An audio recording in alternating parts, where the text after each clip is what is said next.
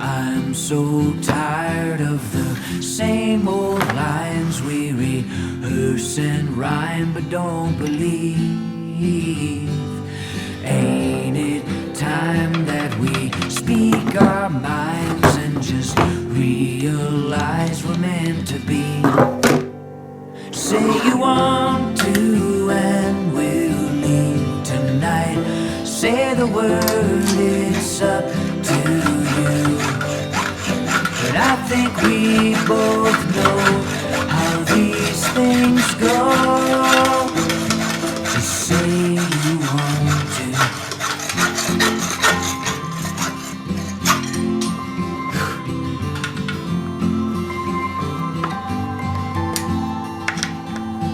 Now I'm not sure what tomorrow holds, but we'll never know unless we try.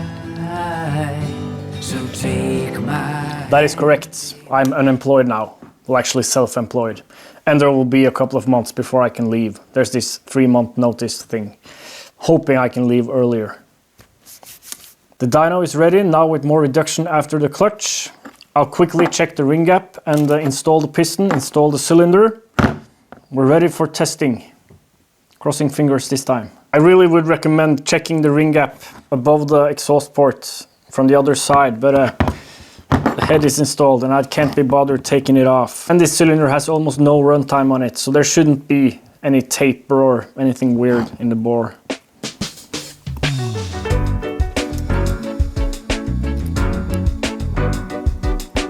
.1 millimeter ring gap. That's a recipe for destruction.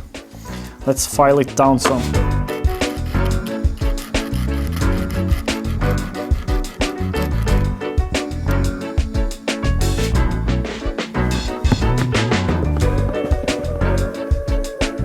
I've set it between 0.25 and 0.3 millimeters. Should be on the safe side.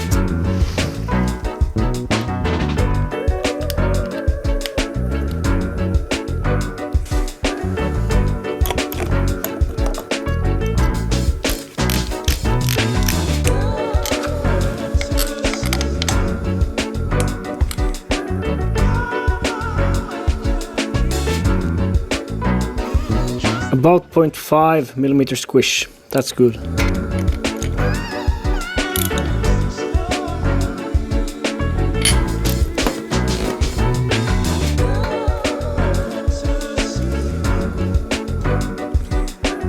Order of operations: turn on the pump, make sure there are no leaks, install the pipe, reset the ignition,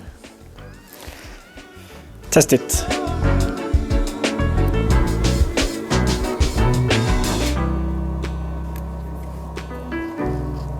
I saw the marks from where I initially set it, so I set it back to that position, which should mean around 13 degrees at 20,000 RPM, what I wanted.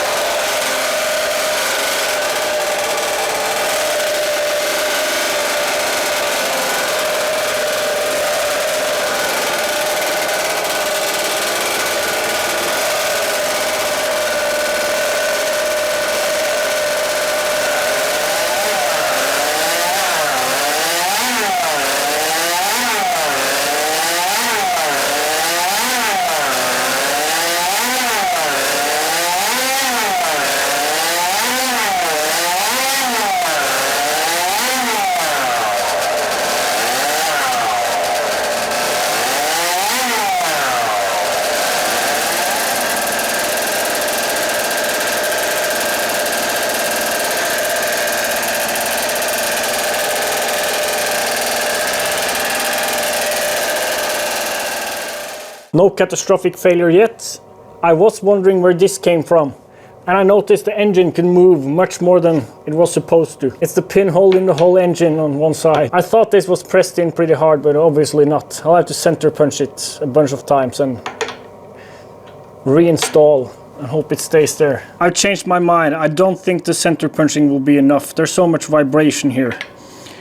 I think I'm going to attempt drilling a hole and then tapping it for a set screw to keep this in place.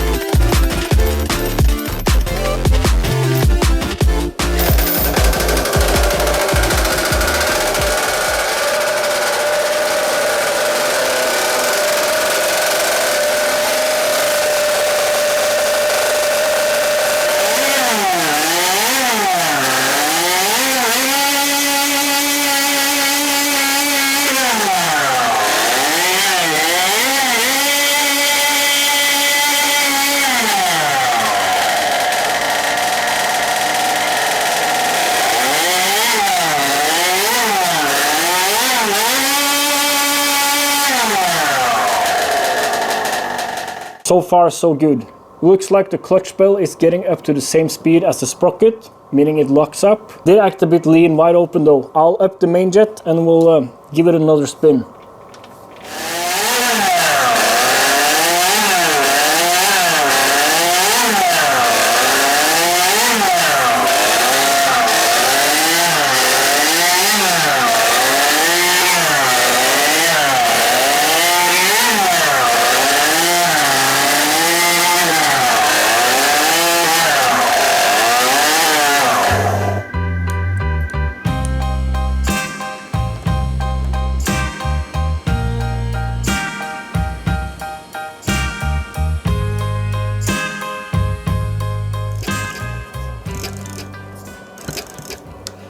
There's very little compression to speak of here now.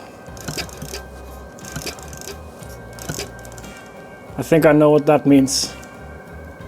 Well, the exact same thing happened once again. Snagged the piston ring in the exhaust port at exactly the same spot. Might have been a little nick there after the first incident, which I didn't notice.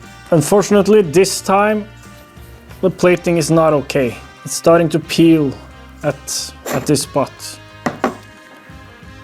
We'll need to get it replated. Time to contact Blixen's Racing again. The dyno was working better though, and I can't end every video in a tragedy.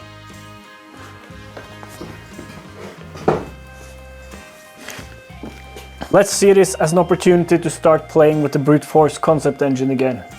Maybe get it mounted up to the dyno and see how it behaves. Bonneville is getting closer though. We need to get that pip engine working properly. And before you say anything, yes, I should warm up the engine more before I start revving it. In my defense, I do warm it up more than what you see in the videos, or longer. But that last run, when I snagged the ring, I got a bit over eager.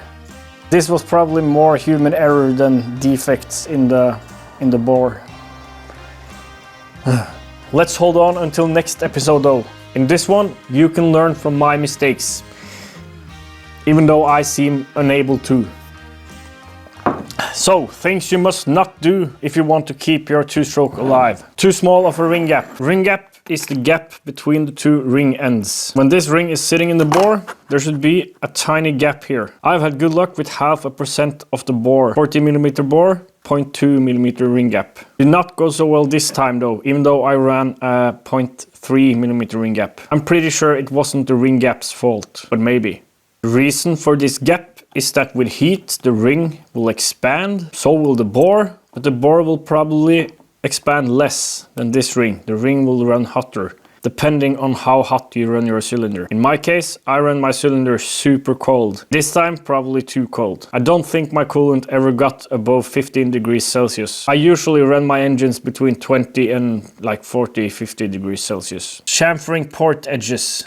The transfers should have just the tiniest amount of chamfers. That's to not enhance backflow. And they're small, doesn't need that much of a chamfer. The exhaust port though, the exhaust port can benefit from a big chamfer, a big radius on the top edge. This will make life much easier for the ring, and it also aids flow. I don't think I chamfered the ports good enough, especially after that first incident where I broke the first ring. There's meant to be a big radius on the top edge of this port, and somehow I kind of forgot that before I got it plated last time. Warm up your engine before testing. I'm kind of controversial in this respect. I run my engines very cold. This time though, I ran it at around between 10 and 15 degrees Celsius, and I think our main problem was the cylinder not expanding much at all, and that ring expanding, and then hooking up in one of those not good enough chamfered ports. And the ring gap, if the ring gap would have been larger, probably would have been fine. So, three things to keep in mind. Oh, the price I have to pay for education. I think what we can get out of this episode is that you can learn from your mistakes, even though I can't. Thanks for watching.